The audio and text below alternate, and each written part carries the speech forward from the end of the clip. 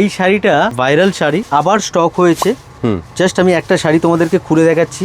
Viral এই কারণেই বলবো, এটা কমফোর্টেবল অনেক, ডেইলি ওয়্যারের জন্য, ডেইলি ওয়্যারের জন্য, অফিস স্কুল কলেজ যাওয়ার জন্য, ডেইলি ওয়্যারের জন্য একদম পারফেক্ট একটা শাড়ি।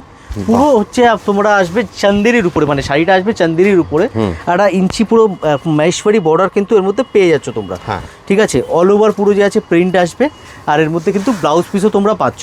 এটা হচ্ছে ব্লাউজ পিস। প্রাইস রেঞ্জ একদম মানে কম থেকে কমের মধ্যে, প্রাইসের মধ্যে কিন্তু এই শাড়িটা পেয়ে যাবে।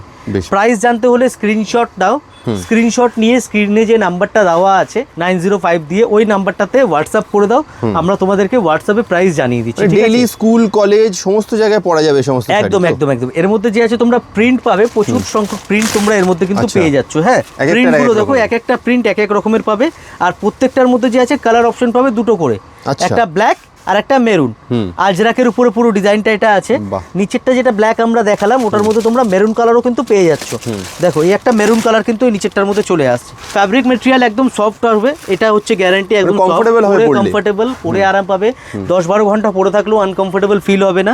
এই ধরনের শাড়িও কিন্তু প্রিয়া শাড়িতে তোমরা পেয়ে যাচ্ছ।